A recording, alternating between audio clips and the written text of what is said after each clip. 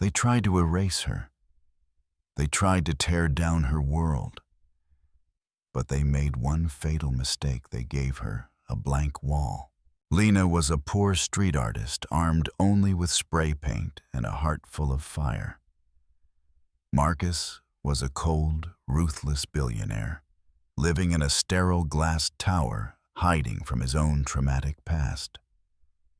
When he served her an eviction notice, he expected her to crumble. Instead, she started a war with paint. Her protest mural was so powerful it shook the city and stopped his bulldozers. But what he did next shocked everyone. He didn't sue her. He didn't have her arrested. He offered her a job. This is the life-changing story of what happens when a soulless corporation goes to war with one artist and loses. 5 years. In a child's world, that was more than half a lifetime. In a widower's world, time was no longer measured in days or months, but in voids. And David Miller's house, a modern marvel of glass and cedar that he himself had designed, was filled with such voids. The morning began with a ghostly routine. David, in his gray bathrobe, would step into the kitchen. His eyes were still heavy with sleep, but his hands moved with a memory of their own.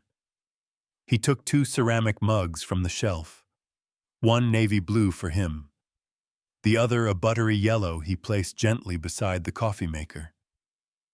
Only when the rich, dark scent of roasted coffee filled the silent kitchen would he snap back to awareness. He would stare at the yellow mug, empty and cold. Eleanor's mug. Damn it! He would whisper, his voice hoarse. He would put the mug away, but its echo remained. This house was a symphony of echoes. Eleanor's laughter seemed to linger on the high walls, her absent-minded humming, as she gardened, still drifted on the light breeze through the large windows. But they were just ghosts of sound. The reality was silence. A heavy silence broken only by the rustle of pages as his 9-year-old son Leo read, or the steady tap of keys from David's home office, where he built skyscrapers on a screen to escape the wreckage of his own life. Work was his fortress.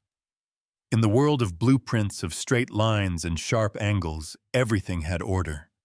Concrete and steel knew no grief. They obeyed the laws of physics, not the erratic emotional tides that drowned him on sleepless nights. He was a successful architect, a respected name in Chicago, but every award he received felt like just another stone placed upon the grave of his old life. He had built a world for others, yet he could not repair his own. He loved his son. He loved Leo with a fierce, aching love, but that love was shrouded in a fog of pain. Sometimes when he looked at Leo, he saw Eleanor's eyes, her smile, and the loss would wash over him like a tidal wave, leaving him breathless. He knew he was distant. He saw the way Leo looked at him, a gaze of both worry and longing, but he didn't know how to breach the invisible wall between them. Grief was a selfish prison. And in that prison, David Miller failed to realize that the walls were slowly closing in, not to protect him, but to trap him in a darkness deeper than any sorrow he had ever known. Leo Miller woke not to an alarm clock, but to the silence. He had an internal alarm clock tuned to the rhythm of his father's sorrow. At 6:30 in the morning, he would slip quietly out of bed, his bare feet padding on the cold, hardwood floor, and crack open his father's bedroom door. He could tell if it was going to be a good day or a bad day just by the way his father was lying. If he was on his side slightly curled, it was a bad day. If he was on his back, an arm thrown across his forehead, it was a very bad day.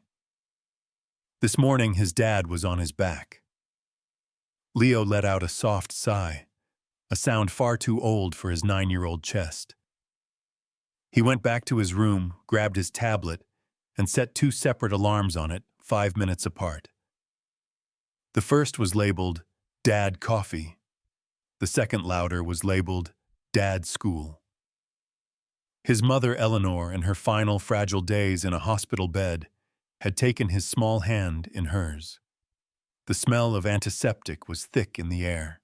"Take care of your father for me, my little knight," she had whispered, her voice as thin as a silk thread. "He's going to need you to be strong." And Leo tried. He tried so hard. He was the one who poured the cereal into bowls on the mornings his dad forgot about breakfast. He was the one who made sure his dad's briefcase was packed before important meetings. He had even learned to perfectly forge his father's signature on field trip permission slips, because bothering his father with such trivial things felt like a crime. At school, when friends bragged about weekend plans with both their mom and dad, Leo would smile and tell a joke he'd read online. He was the keeper of the family's secrets. The secret of weekends when his father couldn't get out of bed, the secret of dinners where the two of them sat opposite each other in silence, each lost in their own world. He missed his mother. The longing wasn't a thought. It was a physical sensation, a cold hollow in the center of his chest. He missed the smell of her baking cookies, the way she read stories to him with different voices for each character, the feel of her warm hand stroking his hair. But he hid that longing just as he hid his fear. The fear that one day his father's sadness would swallow him whole, and Leo would be utterly alone. So he became a knight. A small knight fighting the invisible dragon of grief with simple weapons, a bowl of cereal, a reminder, and a brave smile. He didn't know that his greatest battle was yet to come. 18 months ago, Isabella Vance had swept into David Miller's life like a strange wind blowing away the thick dust of apathy. It was at an architectural conference in New York. David had just finished his presentation on an urban renewal project, a speech he delivered mechanically, devoid of emotion. And then she appeared during the Q&A. Isabella Vance. She wasn't just beautiful in a classic way, glossy black hair, deep blue eyes, and a figure that seemed sculpted into her designer suit. She was also razor sharp. Her question about sustainability in his design wasn't a platitude. It showed she had truly listened, truly understood. Later, she found him at the coffee bar. "Your designs are brilliant, David," she said, her voice as smooth as velvet. "But I get the feeling you're building a fortress to imprison yourself." The words struck a chord with David. For the first time in years, someone had seen past his professional veneer, had seen the man inside. And for the first time in years, he smiled. A real smile, one that loosened the facial muscles that had become rigid with grief. Isabella was a master. She knew when to listen, when to speak, when to place a light touch on his arm in a show of empathy. She spoke of her own losses, a carefully polished lie, creating a false bond. To David, drowning in an ocean of loneliness, Isabella was a life raft. Within 2 months, she had become an indispensable part of their lives. She brought expensive bottles of wine and dinners from fine restaurants. She praised his work, admired his intellect, and looked at him with an adoration he craved. She was a shock of color in his monochrome world. And David, desperate and lonely, clung to her with all his might. He didn't see the calculation in her eyes. He didn't hear the falsehood in her voice. He saw only salvation. A new dawn. He didn't know it was a false dawn before a terrifying storm. The first time Isabella came to the house, she brought Leo an expensive remote-controlled robot. "Hello, Leo," she said, kneeling to be at his eye level, her jade-green silk dress pooling on the floor. "Your father talks about you all the time. You must be a very smart boy." "Thank you," Leo mumbled, clutching his worn corduroy teddy bear. Barnaby, his mother's last gift. Isabella's gaze flickered to the bear, and for a millisecond her perfect smile faltered. A flash of annoyance, almost disgust, crossed her face before vanishing so quickly Leo thought he had imagined it. "A cute bear," she said, her voice still sweet.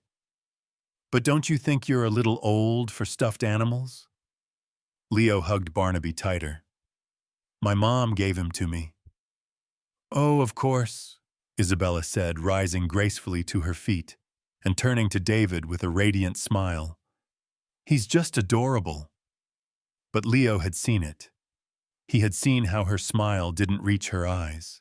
He had seen the way she glanced at his parents' wedding photo on the mantelpiece with a fleeting look of contempt. And so the invasion began not with swords and spears, but with subtle changes. First went Eleanor's pictures on the walls. "They clutter the space a bit, my love," Isabella said, gently packing them into a box. "We need to look forward, not live in the past." Next was the floral print armchair where Eleanor loved to read. It was donated to charity and replaced with a modern, cold, black leather chair. The rose garden that Eleanor had spent years tending was mercilessly dug up. In its place, a minimalist lawn and a few soulless landscape shrubs. The most painful blow was when his mother's handwritten recipe box disappeared from the kitchen shelf. When Leo asked, Isabella just shrugged. "They were old and stained. I threw them out." That night, Leo cried alone in his room. He felt as if his mother was being erased piece by piece, and the worst part was his father didn't seem to notice. He was so happy, so grateful to have someone that he was blind to everything else. When Leo tried to voice his concerns, David just ruffled his hair and said, "I know change is hard, son, but Isabella is good for us. You'll see." Leo didn't see. He only saw the cracks appearing on the perfect surface of the woman his father loved. 6 months ago, David proposed. It happened at a rooftop restaurant overlooking the glittering Chicago skyline. There was champagne, a violinist playing their new favorite song, and a diamond ring so large it was almost comical. Isabella had cried. Perfect tears rolled down her perfect cheeks as she said yes.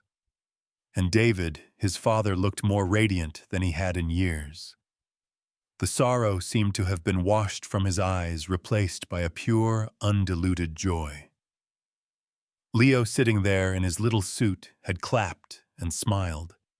He had said, "Congratulations, Dad. Congratulations, Isabella." He had done all the right things, but inside he felt like he was watching a movie he didn't want to be in. He felt like his father was cheerfully walking towards a cliff in the dark. The unease inside him was no longer a vague suspicion. It had crystallized into a solid, cold certainty in his chest. This woman was a liar. The feeling was like the strange stillness in the air before a great storm, like a low-frequency hum that only he could hear. He tried to dismiss it, to tell himself he was just a selfish, jealous, scared kid, just as his dad said. He tried to believe in his father's happiness. But a child's heart has a primal wisdom, a compass not yet skewed by life. And Leo's compass was pointing directly at a single word: danger. What could a 9-year-old boy do against a diamond ring and a father's desperate happiness? Nothing. He could only watch and wait. He didn't know the storm was only 3 days away, and that he would be standing in the very center of it. 3 days before the wedding, they moved to Riverside Country Estate, an old mansion of stone and ivy that Isabella had insisted on for the venue. This place was nothing like their home. Their home had scratches on the hardwood, where Leo used to drag his toys, smelled of his father's coffee, and the dried lavender his mother still had in her closet. This place was cold. Long, silent hallways were adorned with portraits of strangers with judging eyes. The marble floors swallowed every sound, making Leo feel smaller and more alone than ever. That afternoon, his tablet went missing. It wasn't just a toy. It was his portal to the world, holding his games, his books, and most importantly, the history homework he needed to finish. He searched his room under the bed in the grand living room, but to no avail. Then he remembered. This morning, he had been sitting in a corner of Isabella's private study while she was busy with calls and organizing papers. His presence seemed to annoy her, but with David nearby, she had just smiled and called him her adorable little assistant. The room was at the end of a hallway on the second floor.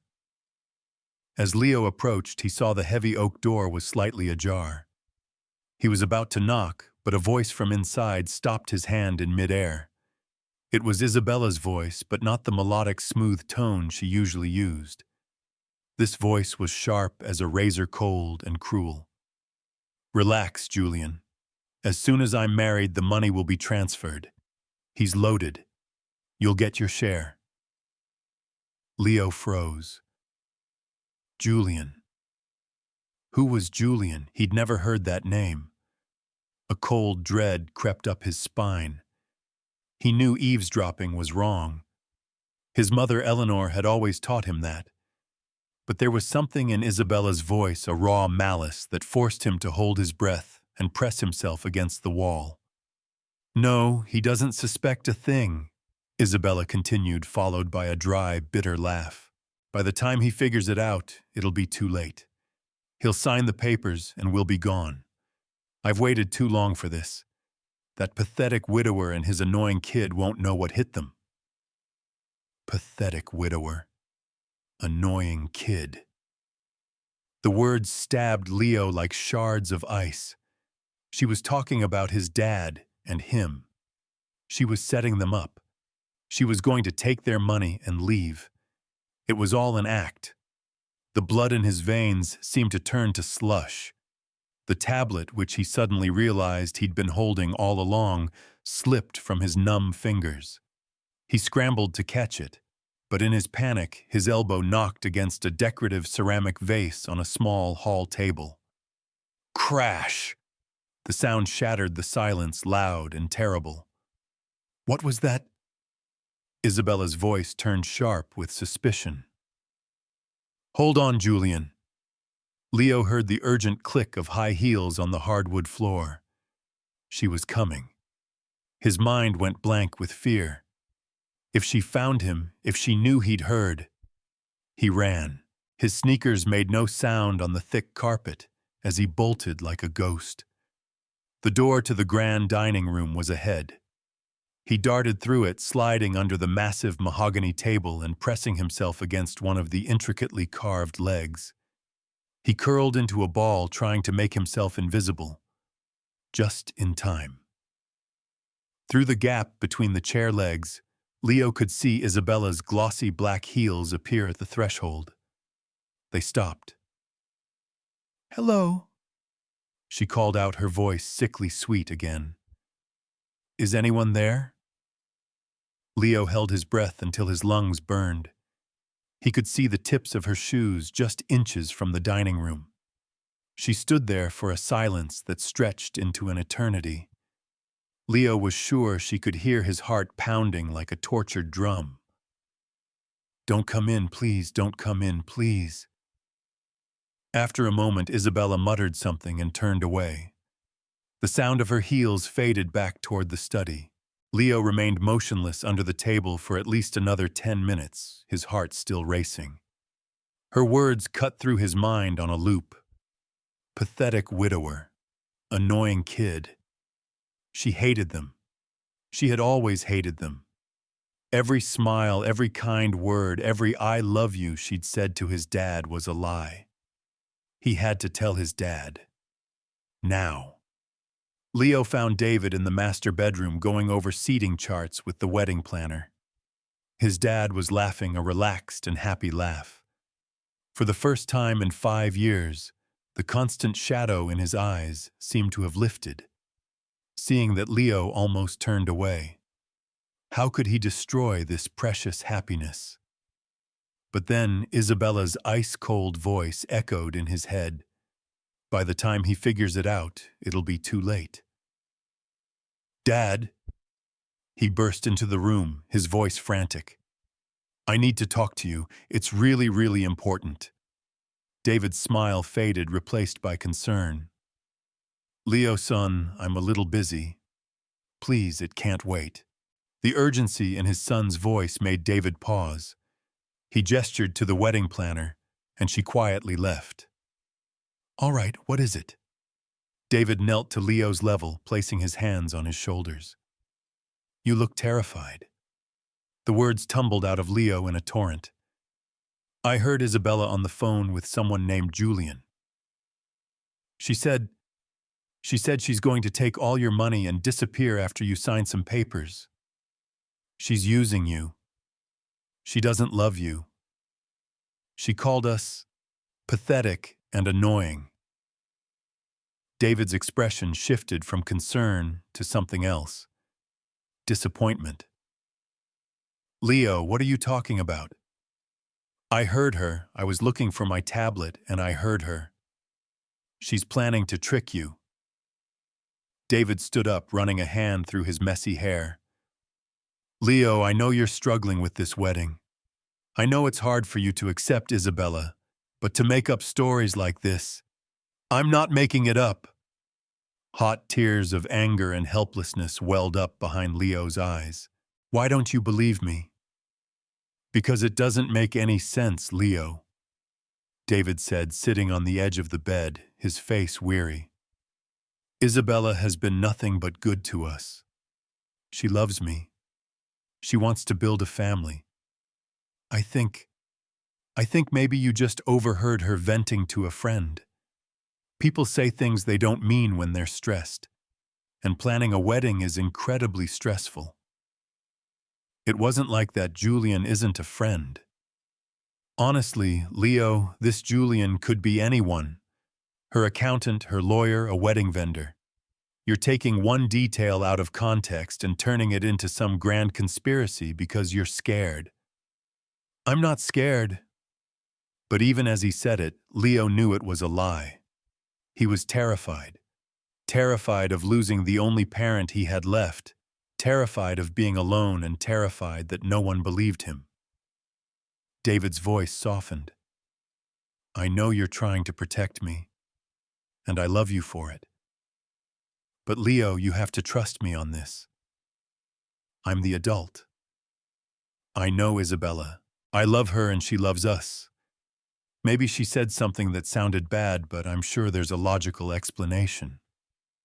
"Dad, please." "Enough." David's voice hardened. "I don't want to hear any more about this. In 3 days, Isabella is going to be your stepmother. You need to accept that." "But I heard—" "Leo, go to your room, now." The command hit Leo like a slap. His dad had never used that tone with him. Never. Tears streamed down his cheeks as he turned and fled the room in a blur. He didn't see Isabella standing just outside, tucked into the alcove by the tall grandfather clock. She had heard every word. As Leo ran past, their eyes met for a fraction of a second. And Isabella smiled. It wasn't her fake sweet smile or her perfect bridal smile. This was something else entirely. Cold, triumphant, and smug. The smile of someone who had already won and knew it. Then it was gone, replaced by a look of faux concern as she called after him, "Leo, sweetie, are you all right?" But Leo kept running. He ran to his room, slammed the door, and locked it. He collapsed onto his bed, sobbing into his pillow. His dad didn't believe him. No one would believe a 9-year-old boy over a beautiful, charming woman. Isabella was going to destroy their lives, and there was nothing he could do to stop it. Unless he could find proof. Real, undeniable proof that even his dad couldn't ignore. Leo lay on his bed, still fully clothed, watching the red numbers of the digital clock dance slowly. 10:15. 11:30. Midnight. The mansion was silent, a living silence full of the creaks of old floorboards and the whistle of wind through the window frames. His heart was beating so hard he was afraid someone could hear it through the walls. This was a crazy idea. A 9-year-old sneaking through a huge mansion in the middle of the night to break into someone's room. But the image of Isabella's triumphant smile burned away all fear. If he didn't do this, his father would lose everything. He slid off the bed, moving like a phantom through the dark hallway, lit only by the faint glow of nightlights plugged in along the baseboards. Isabella's room was at the end of the east wing, past the library and the portrait gallery. It took him nearly 10 minutes to get there, every step an agony of suspense. The door, of course, was locked. A wave of disappointment washed over him. He knew it. Isabella was too careful. He was about to give up when a memory sparked. He had seen the housekeeper, Mrs. Chen, using a master key ring to open the rooms for cleaning.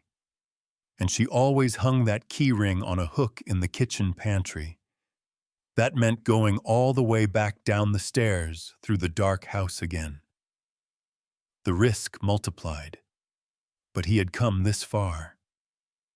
The journey to the kitchen was even more terrifying. Every shadow looked like a person hiding. When he reached the kitchen, the moonlight streaming through the windows turned everything a ghostly silver. He tiptoed into the pantry, and there it was, hanging on its hook, Mrs. Chen's key ring. The jingle of metal as he lifted it sounded like an alarm bell in the silence. He froze, listening, but nothing happened. He wrapped the keys in the hem of his t-shirt to muffle the noise and began the long journey back. Finally, he was standing before Isabella's door again.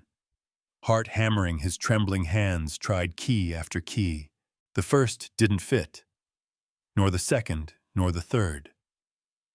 Cold sweat broke out on his forehead. On the 6th try, an old-fashioned brass key, it slid smoothly into the lock. Click.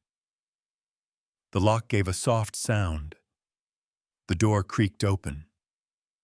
Leo took a deep breath and stepped into the darkness. Inside Isabella's room was obsessively perfect. Everything was neat, sterile, without a hint of clutter. The bed was made flat. The papers on the desk were in neat stacks. Leo began to search. The desk drawers held only contracts with wedding vendors' menus, seating charts. The closet was full of clothes, jewelry, cosmetics. Nothing incriminating. The fear that maybe his dad was right, that he had imagined it all, began to creep into his mind. Then he saw it. Tucked in the corner of the closet behind long evening gowns was a large designer suitcase. A packed suitcase. Why would she have a suitcase packed 2 days before her wedding? Unless she was planning to leave. Leo carefully pulled the heavy suitcase onto the floor. His heart was a jackhammer in his chest. He unzipped it. Inside were expensive, neatly folded clothes. But underneath the clothes, his fingers touched something hard and rectangular. It was a small metal box, the kind people use to store important documents. It was locked, of course. But Leo still had Mrs. Chen's keys. With shaking hands, he tried the smaller keys. Click. The box sprang open. What he found inside made his blood run cold. First, there were pictures. Lots of them. Isabella with the man he assumed was Julian. They were laughing, kissing, holding each other on a sunny beach. The back of one photo had Isabella's handwriting, "Mark and Veronica, Cancun last month." Veronica, last month. Isabella had told them she was in Boston, taking care of a sick aunt. She had sent pictures of hospital waiting rooms. It was all a lie. Leo kept digging, his hands shaking uncontrollably. There was a passport with Isabella's photo, but a completely different name, Veronica Reed. The birth date was different too. Multiple driver's licenses, all with her picture, but with different names and addresses: Jennifer Morrison, Sarah Blackwood. There were bank statements showing large deposits from sources labeled DM Trust and DM Holdings. David Miller. And then at the bottom was the worst thing of all: a legal document from an unfamiliar law firm. The title was clear: Power of Attorney and Asset Transfer Agreement. As Leo scanned it, his stomach twisted into a knot. This document would give Isabella full control over his father's company, his bank accounts, his property, everything. There were 2 blank signature lines at the bottom, and the date was already filled in Friday, the day after the wedding. Clipped to it was a handwritten note from Isabella. Get him to sign this at the reception. Say it's a standard post-nuptial formality. He won't read it. Leo felt sick. It was all real. He had to take this. He had to show his dad. With trembling hands, Leo took out his tablet and started taking pictures of every document, every photo, every fake ID.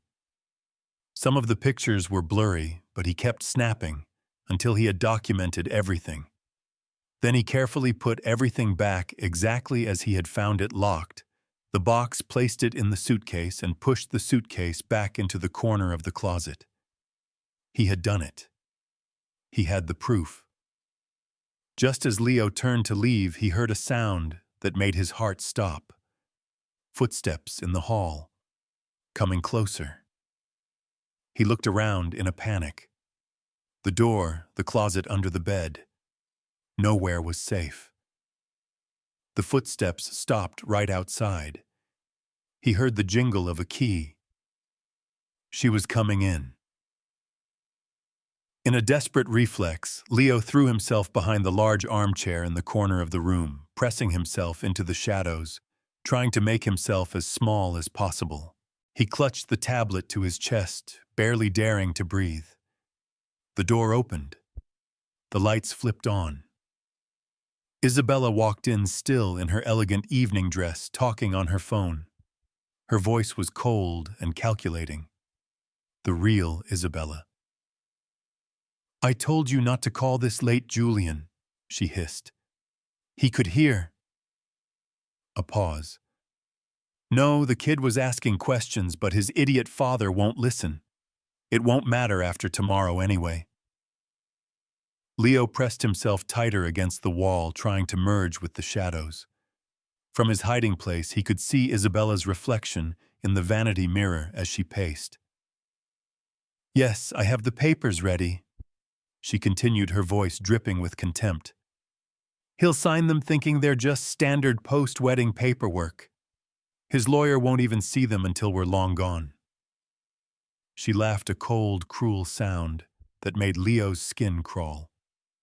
"Of course I don't have feelings for him. He's a means to an end, Julian.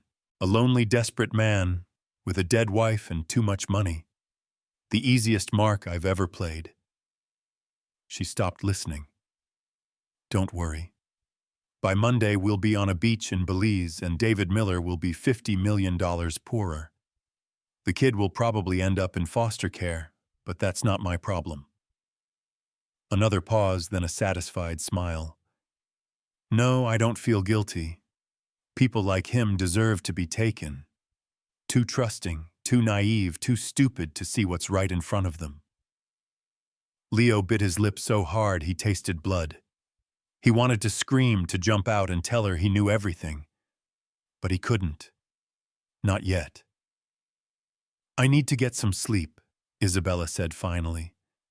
"Final dress fitting tomorrow, and I need to look perfect. It's exhausting playing the grieving widow." "All right, I'll call you tomorrow. Goodbye." She hung up. For a moment, her beautiful face twisted into an expression of pure greed and malice. She looked like a monster wearing Isabella's skin. Then she switched off the light and left the room. Leo waited in the darkness, counting slowly to 500. Finally, when he was sure she was gone, he crawled out of his hiding spot, his whole body trembling. He had heard enough. He had seen enough. And he realized something terrible. The proof alone wasn't enough. His dad hadn't believed him before. He needed help, an adult's help, someone his dad would trust. And suddenly Leo knew exactly who he had to call. Safely back in his room, Leo locked the door. He sat on his bed, his heart still pounding, clutching the tablet like a life raft. It was almost 1 a.m. Too late to call anyone. But this couldn't wait. Clara Sterling, his mother's best friend from college, the woman who had been by his mother's side through the worst of it, who had sobbed at the funeral as if she had lost a sister, and who for the last 10 years had been a detective with the Chicago Police Department. His mother had made Leo memorize her number. Just in case you ever need help and you can't reach your dad. With trembling fingers, Leo opened the video call app, turned the volume down to its lowest setting, and tapped on the contact, Aunt Clara. The call rang. Once. Twice. Leo's heart sank. She must be asleep. Then the screen lit up. Aunt Clara's worried face appeared, her dark hair a mess, her reading glasses pushed up on her forehead. "Leo, sweetie, it's so late. Is everything okay? Where are you?" The genuine concern in her voice, the unfeigned worry, broke something inside Leo. The tears he had been holding back for so long came flooding out. "Aunt Clara," he whispered, "I need help. It's about Dad's wedding. Something's really wrong." Clara's expression sharpened instantly. Her detective instincts kicked in. "Tell me, sweetie, what's going on?" The whole story poured out. The eavesdropping, his dad's disbelief, the break-in, and what he had found. He held up the tablet to show her the pictures. Clara silently examined each image, her face growing grimmer by the second. When Leo showed her the power of attorney and the fake IDs, her jaw tightened. "Leo," she said, her voice low but urgent, "listen to me very carefully. This is extremely serious. Your dad is in real danger." "I know, but he won't listen to me. He thinks I'm making it up." "I believe you, sweetie." Clara's voice was firm. "Everything you've shown me, the false identities, the transfer documents, the photos. This is a classic con. Your father is being targeted by professional criminals." Hearing an adult, a police officer, validate his fears was both a relief and a new terror. "What do I do?" "The wedding is tomorrow." "Today, technically," Clara corrected, glancing at a clock. "We don't have much time." "Okay, here's the plan. First, send me all of those pictures. Right now. I need them for evidence." Leo quickly did as he was told. "Good," Clara said. "Second, you absolutely cannot confront Isabella again. Do not let her know you have this. Can you act normal for the rest of the day?" I think so. She is not getting away with this. I promise you. I'm going to make some calls tonight. We'll run a check on this Veronica Reed. And I'm coming to the wedding." "Really?" A spark of hope ignited in Leo. "Wouldn't miss it for the world," Clara said with a determined smile. "And I'm bringing backup. We are going to stop this, Leo. But I need you to be brave for a little while longer. When the minister asks if anyone objects, do you think you can speak up?" Leo was stunned. To stand up in front of hundreds of people. "I know it's scary," Clara said, "but it might be our best shot. I'll be there to back you up. You won't be alone." Leo thought about it. Then he thought about his dad, about their home, about his mom. "I'll do it," he said, his voice small but firm. "I'll stop the wedding. That's my brave boy. Clara's smile was both proud and sad. Your mom would be so proud of you, Leo. You're protecting your family just like she asked. After they hung up, Leo clutched the tablet to his chest. He was still scared, but he wasn't alone anymore. He had a plan. He had an ally. And tomorrow he was going to be a knight. The wedding day arrived, bathed in a brilliant, almost surreal light. Riverside Country Estate was no longer silent, but awakened in a fever of preparation. Florists hurried in with enormous arrangements of white roses, their sweet fragrance permeating the air. A string quartet tuned their instruments in the corner of the grand hall, their scattered notes taking flight like confused fledgling birds. The wedding planner, a woman with a headset and a clipboard, swept through the corridors, her sharp voice issuing commands to a team of staff. It was a dance of organized chaos, a well-oiled machine working at full capacity to create a perfect day. To Leo, that perfection tasted of deceit. He sat on his bed, the navy blue groomsman suit hanging on the closet door, like a silent accusation. The small, perfectly tied bow tie he would have to wear in a few hours looked like a small noose. His stomach was in knots. He had sent all the pictures to Aunt Clara. She had messaged back at the crack of dawn. Received. Don't worry, I'm on my way. Stick to the plan. The plan. It sounded simple, but living through every second until it was time to execute it was torture. There was a knock on the door. Leo, can I come in? Yeah, Leo replied quickly, hiding his tablet under the pillow. David entered. He was already in the white shirt and trousers of his tuxedo. He looked tired, but his eyes shone with a restless joy. Hey, buddy, he said, sitting on the edge of the bed. I wanted to talk for a minute before things get crazy. He didn't look at Leo, but at his own hands. About the other day. I'm sorry I raised my voice. I know this hasn't been easy for you, and maybe I haven't been as understanding as I should have been. A tiny spark of hope flickered within Leo. Maybe now he would listen. Dad, I wasn't making it up. David held up a hand, a gentle but firm gesture. Leo, please, don't. Today is my wedding day, the day we become a real family. Can you just try to put those fears aside just for today? He finally looked at him, and in his eyes Leo saw a genuine plea. He wasn't a bad father. He was a father desperately clinging to happiness. And that was even more painful. Okay, Leo whispered. Thank you. David smiled a smile of relief. He pulled him into a hug. It's all going to be okay, son. You'll see. We're going to be a family, the three of us. When David left, the feeling of being alone washed over Leo heavier than ever.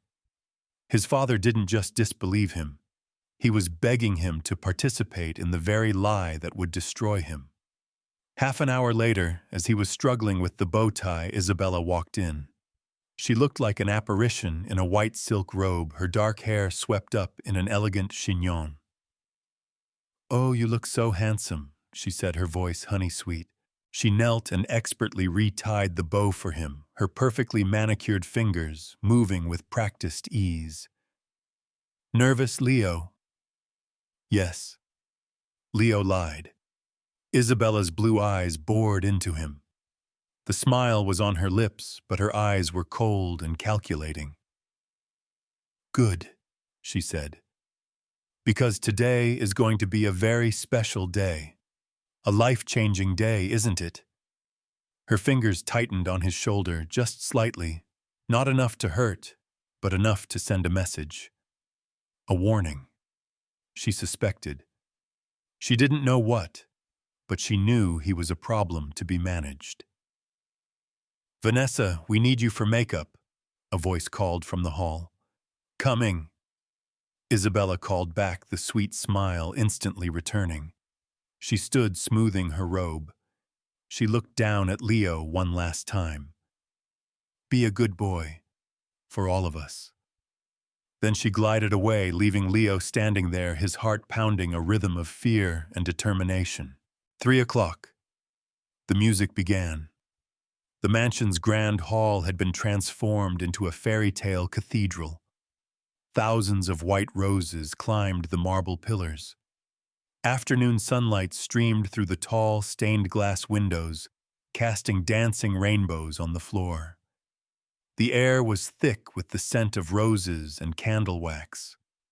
300 guests sat in white chairs, murmuring and smiling. Leo stood in the antechamber with his father, trying to breathe evenly. The tablet, now backed up to the cloud and tucked in the inner pocket of Aunt Clara's coat, was no longer with him. He had only himself and a promise. "Ready, son?" David asked, adjusting his own tie one last time in the mirror. He looked so happy, a pure, unclouded happiness that sent a pang of grief through Leo. "I'm ready," he lied. Leo walked out first, carrying the white velvet pillow that held the wedding rings. Each step down the red-carpeted aisle was like walking on hot coals. The smiling faces of the guests blurred before his eyes. He had only one goal: find Aunt Clara. And then he saw her. Sitting in the very last row, dressed in a simple navy dress, she was almost invisible among the glamorous crowd. Beside her was a tall man in a dark suit, who Leo assumed was her partner. They both wore sunglasses, an odd detail indoors. As Leo passed, Aunt Clara gave him a slight nod, an almost imperceptible movement. But to Leo, it was like a lighthouse in a storm. He wasn't alone. He took his place beside the altar. And then the bridal march began. Everyone stood and turned. Isabella appeared at the end of the aisle. She was breathtaking. The ivory lace wedding dress clung to her perfect figure, its train flowing behind her like a milky waterfall. A delicate veil obscured her face, but through the thin fabric, Leo could still see her triumphant smile. She walked slow and regal, an angel of deception. The guests murmured in admiration. A few women dabbed at their eyes. Leo felt sick. They were applauding a wolf approaching its prey. When Isabella reached the altar, David took her hand, his eyes filled with love. The minister, an older man with kind eyes, began his speech. He spoke of the sanctity of marriage, a bond built on trust, love, and honesty. Leo almost laughed. He spoke of supporting each other through joy and sorrow, through prosperity and hardship. David and Isabella gazed at each other. To the world, they were the perfect couple. But Leo had seen the monster behind the beautiful mask. And then the moment came. "If there is anyone here who has a reason why these two should not be joined in holy matrimony," the minister said, looking out at the crowd with a gentle smile, "let them speak now, or forever hold their peace." Silence fell, a heavy, expectant silence. It was a formality. No one ever spoke. Leo's heart hammered so hard he thought it might explode. His throat was dry. He glanced toward Aunt Clara. She had taken off her glasses. Her eyes met his, steady and encouraging. It was now or never. Leo took a deep breath. "I object." His voice, young but clear, sliced through the cathedral's silence like a shard of broken glass. 300 heads turned as one. 300 pairs of eyes locked onto a 9-year-old boy, standing alone, his groomsman's suit, suddenly tight and hot. The silence was now deafening. "Leo!" David's face cycled through a series of emotions in seconds. Confusion, embarrassment, then anger. What the hell are you doing? Sit down. Dad, please listen to me. Leo's voice trembled, but he held his ground. She's lying to you. Her name isn't Isabella Vance. A shocked murmur began to ripple through the room. The minister looked utterly stunned. Isabella, behind her veil, went pale. Leo, that's enough, David hissed, humiliation flushing his face red. He stepped off the altar and toward his son. This isn't a joke. She's going to take everything and leave. Leo's voice grew louder, desperate. I heard her talking to a man named Julian. Her real name is Veronica. This is ridiculous, Isabella cried, her voice trembling, playing the victim perfectly. David, the boy. He's not well. I am not letting you ruin this day. David grabbed Leo's arm. I have proof, Leo yelled, wrenching his arm away. The move was instinctive, not part of the plan, but he had no other choice. I have proof. The boy isn't lying. A calm, authoritative voice came from the back. Everyone turned. Aunt Clara Sterling was walking down the aisle, followed by her partner. She had pulled out a badge and held it up. Detective Clara Sterling, Chicago PD, she said clearly. I'll ask everyone to please remain calm. Clara. David looked completely bewildered. What is going on here? David. Clara said, her gaze both professional and sympathetic.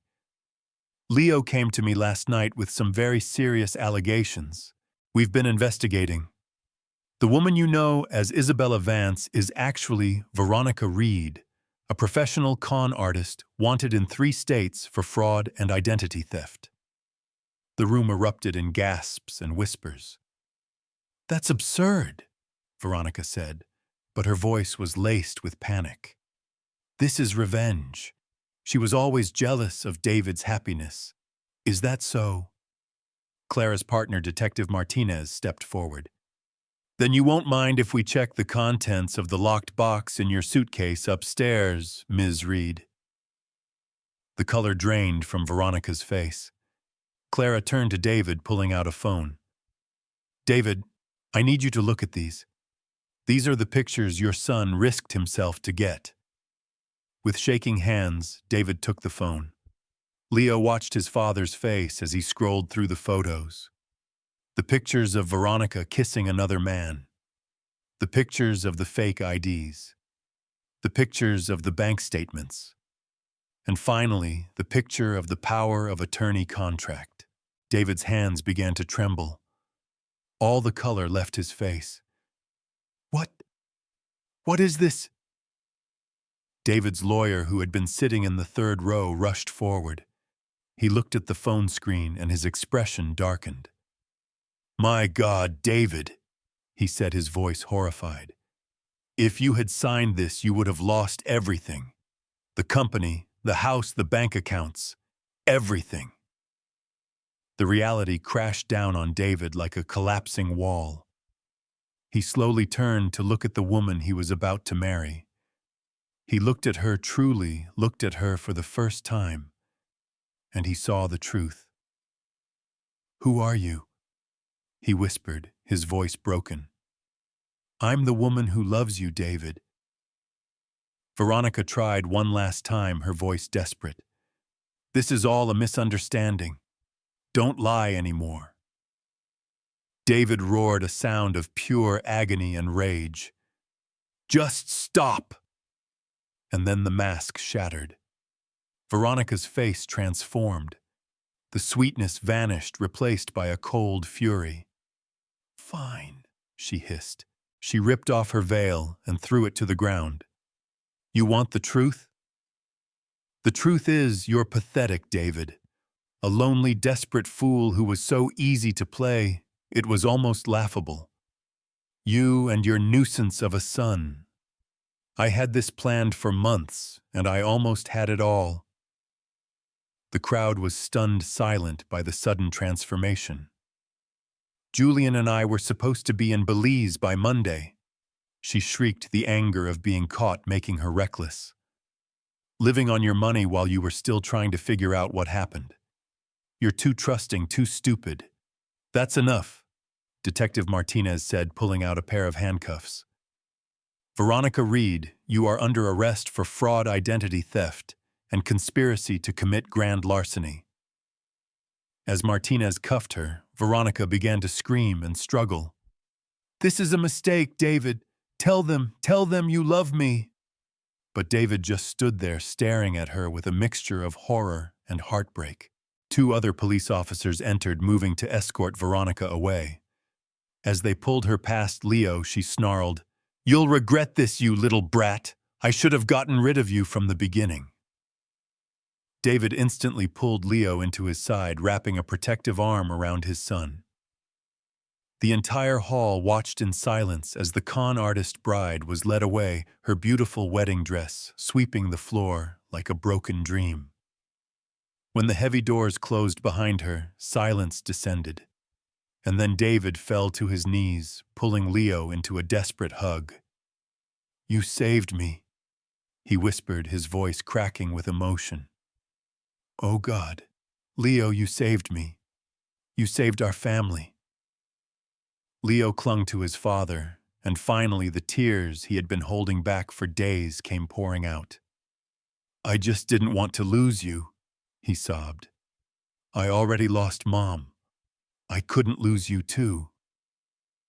David was crying now, 2 tears of regret and overwhelming love. "I'm so sorry, Leo. I'm so sorry I didn't believe you. I'm so sorry." And then a sound started. A single person clapping. Then another. Soon the entire room, all 300 guests, were on their feet applauding. They weren't applauding a failed wedding. They were applauding a 9-year-old boy, a little knight, who had risked everything to save his father. They were applauding true love.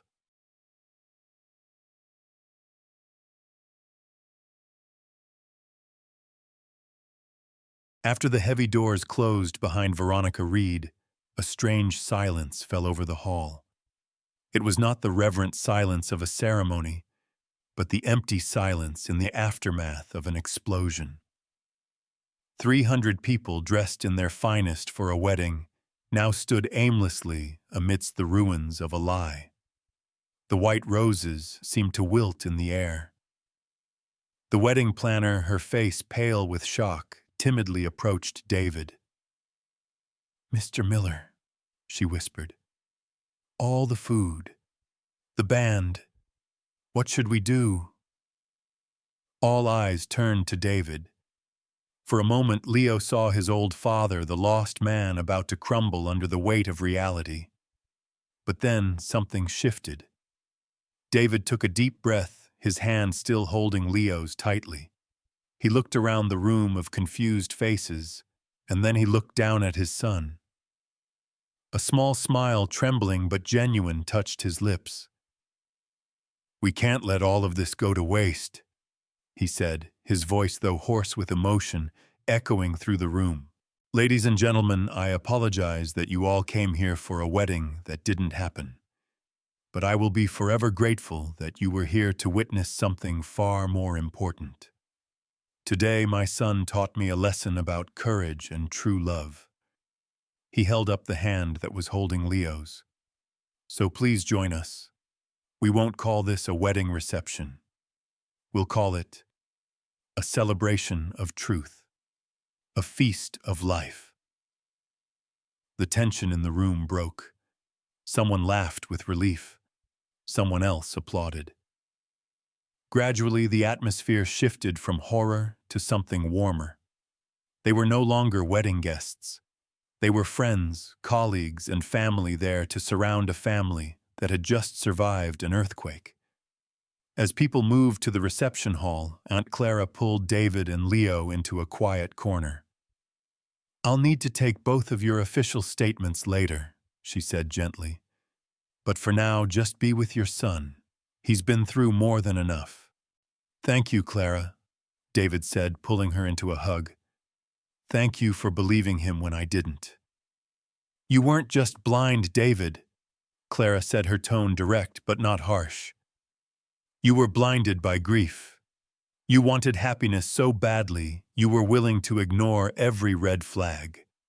Veronica is a predator, and you unintentionally made yourself the perfect prey.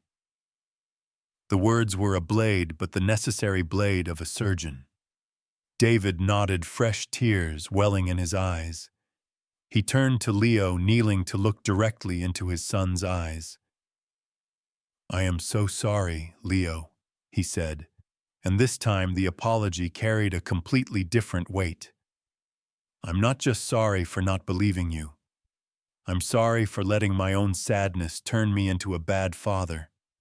I was so busy looking for someone to fill the space your mother left that I didn't see that the most important person in the world was already right here in front of me. You were trying to protect me when I should have been the one protecting you. I am so sorry. Leo said nothing. He just stepped forward and wrapped his arms tightly around his father's neck. In that embrace, 5 years of distance seemed to melt away. The invisible wall between them had crumbled. David held his son, breathing in the scent of his hair, and for the first time in a very long time, he didn't feel alone. That night, amidst the conversations and words of support, Leo watched his father. He was no longer a ghost gliding through social events. He was talking, listening, and occasionally he was laughing. A real, unforced laugh that reached his eyes. And every few minutes he would glance over at Leo, a look of immense pride, gratitude, and boundless love.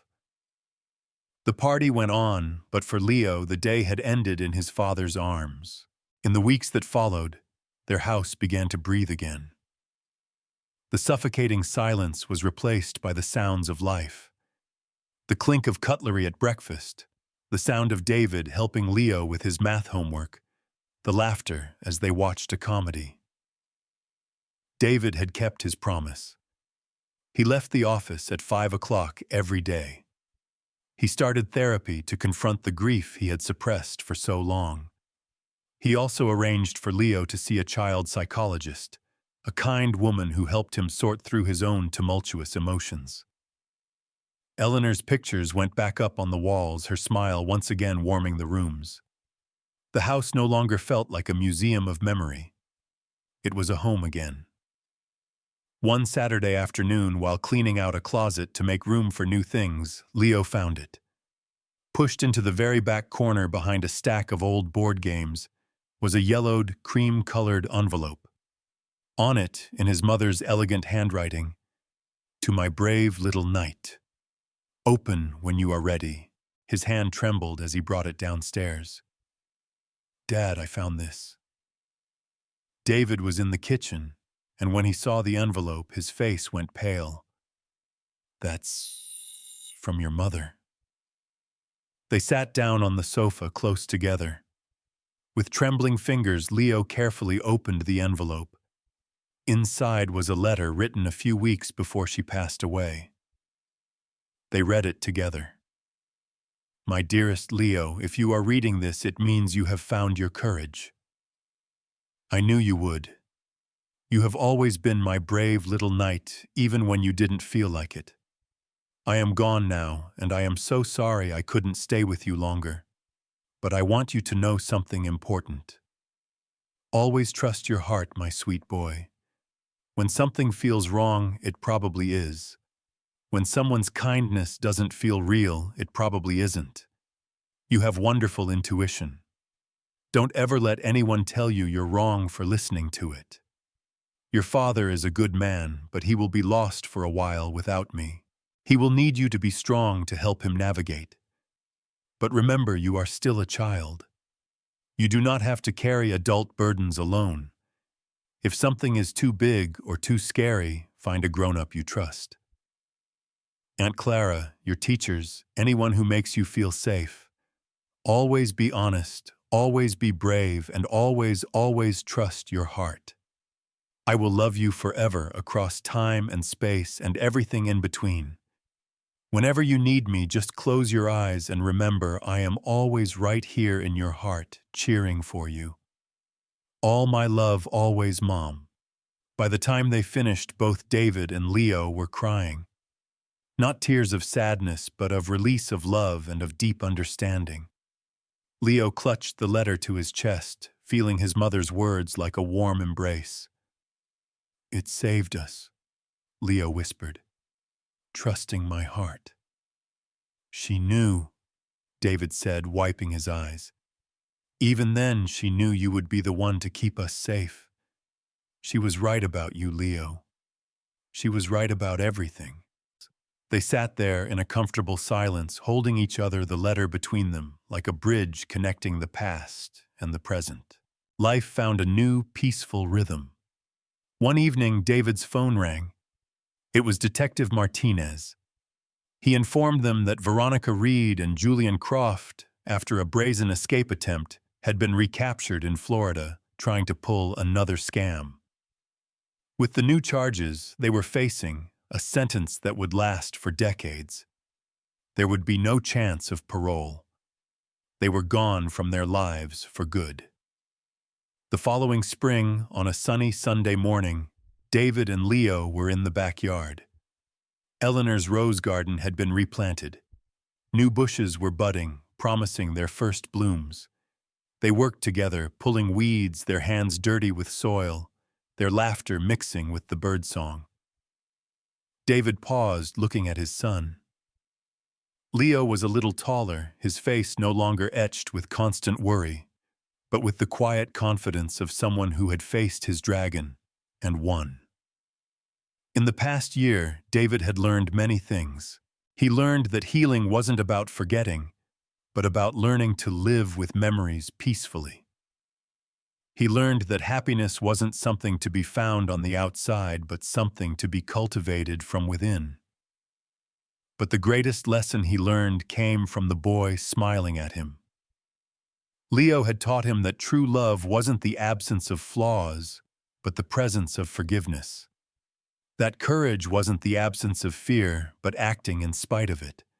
And that sometimes the smallest hearts hold the greatest wisdom.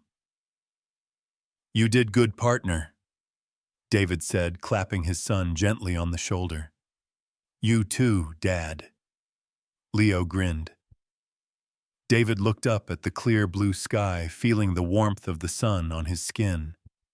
Their house was no longer a place of echoes. It was a place of laughter. And he knew somewhere Eleanor was smiling too. He had been lost, but his son, his little knight, had shown him the way home.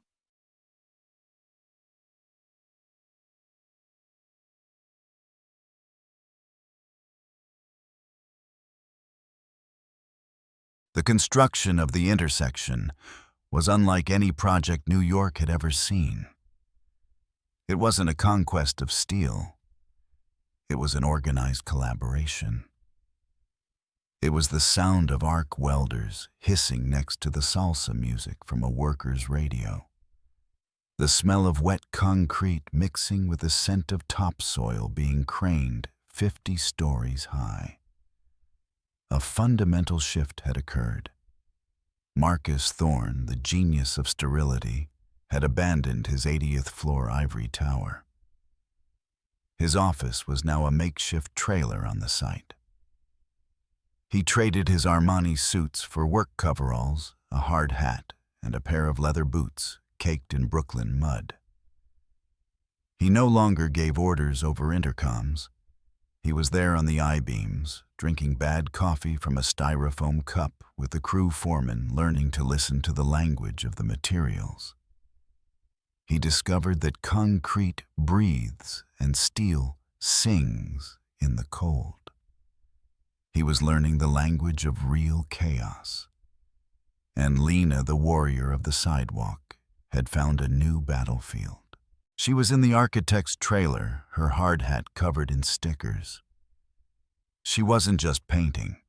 She was poring over technical blueprints, arguing fiercely with structural engineers about flow integrity versus load-bearing limits.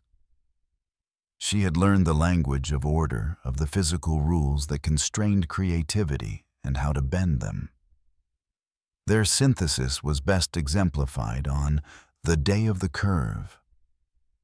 Their design called for an asymmetrical winding walkway to bridge the atrium on the 10th floor like a ribbon. It was illogical. The laser measures, the CAD programs all said no. The construction crew, used to 90-degree angles, was stumped. The blueprints say one thing, the site manager groused, pointing at the 3D render. But reality says another. We can't anchor it to the main girder without compromising integrity. We have to make it straight. No, Lena said flatly. The old Marcus would have agreed with the manager. Logic, efficiency, safety. The new Marcus looked at the manager, then at Lena. He said nothing. He waited. Lena grabbed a hard hat strapped into a harness and clipped herself onto the pulley system. "Get me down there," she ordered. The workers, stunned, lowered her until she was dangling over the 10-story void. She yelled for a long-handled industrial paint marker. Suspended in midair, she closed her eyes. She felt the space. She felt the airflow that would move through the atrium the way the sun would hit in the afternoon. Then she opened her eyes and began to draw. Not a straight line.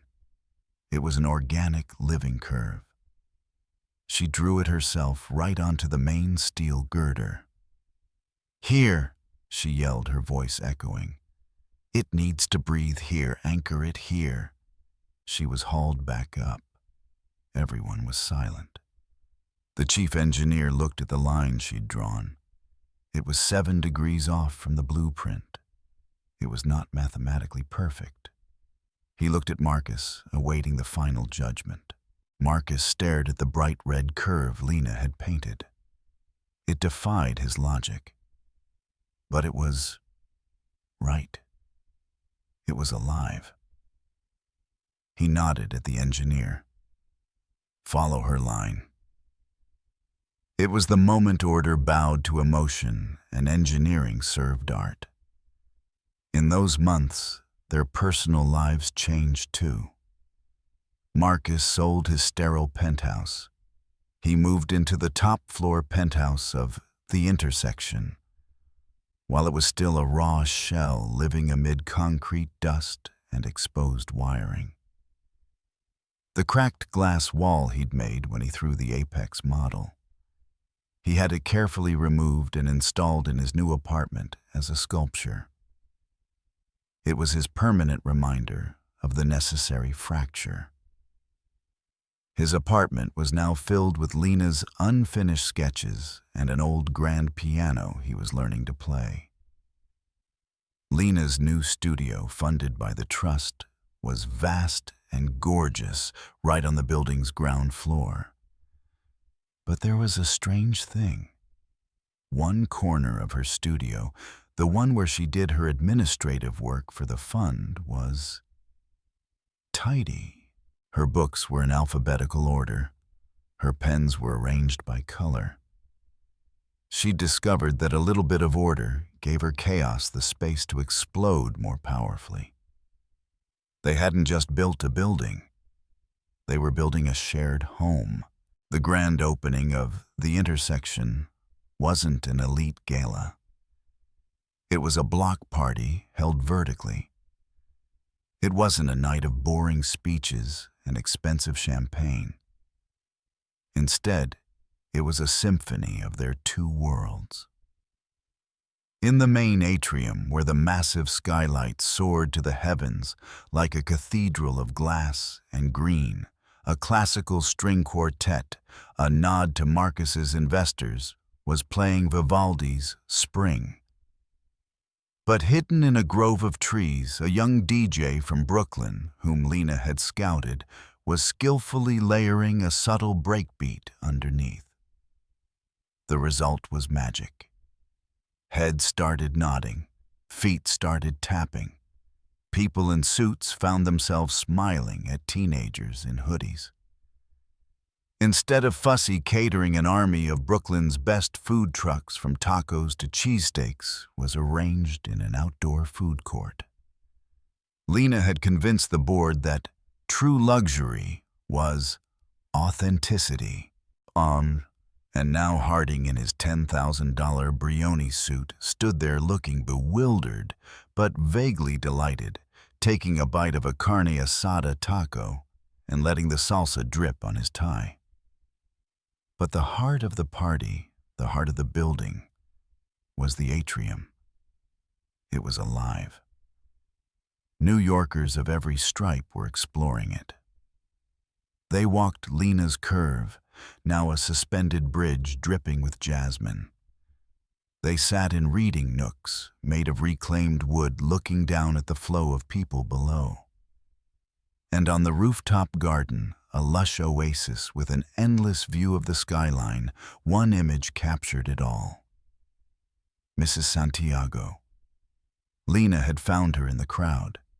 She was standing in the community garden, which had been officially named the Santiago Garden. She wasn't just a guest. She was there in her Sunday best, with soil still on her hands, showing a group of children how to plant a tomato seedling.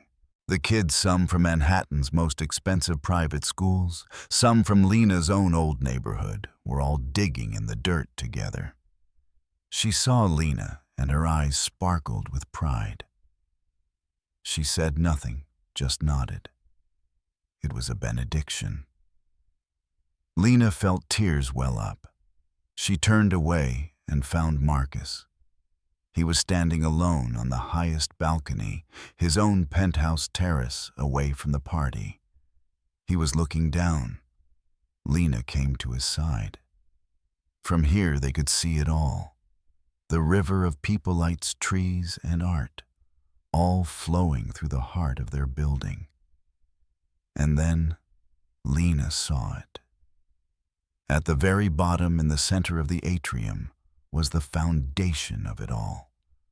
Perfectly preserved behind a massive sheet of museum glass, lit beautifully from below, was a section of the old brick wall.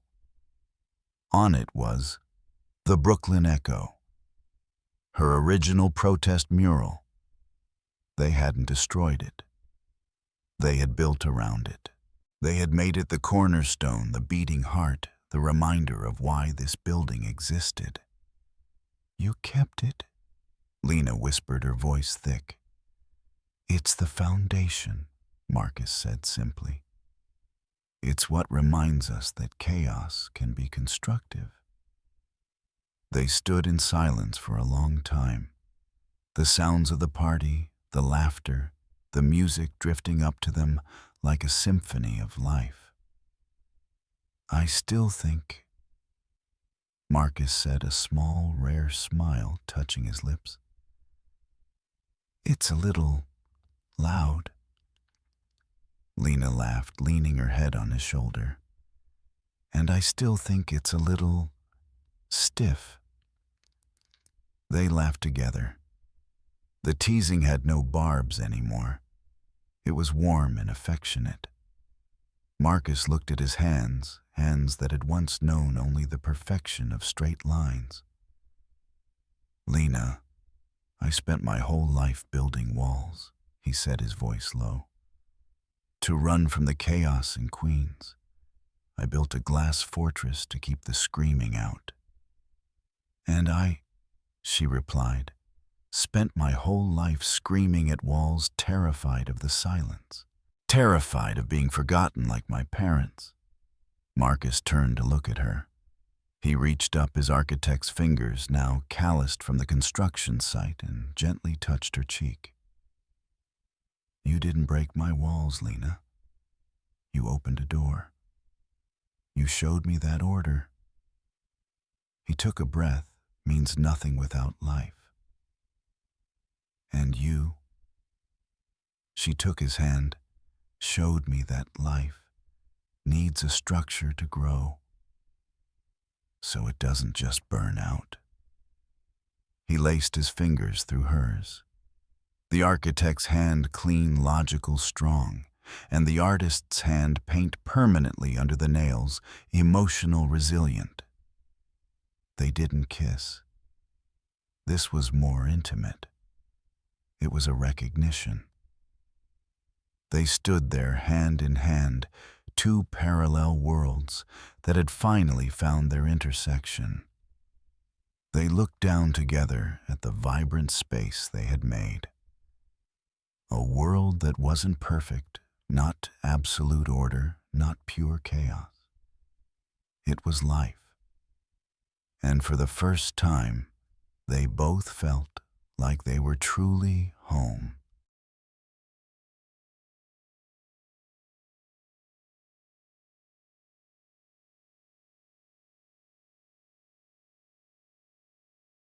The intersection wasn't just a building, it was a bridge. Lena and Marcus's story shows us that true strength isn't found in the cold, safe walls we build to hide our fears. It's found in the courage to tear those walls down and find each other. Even the coldest logic needs emotion to become alive, and even the wildest passion needs structure to endure. Thank you so much for listening to this story. If it touched your heart, please hit the like button and share this video with someone you think needs to hear it. What moment impacted you the most? Let us know in the comments below. And don't forget to subscribe and hit the notification bell, because we have so many more meaningful stories waiting to be told. See you next time.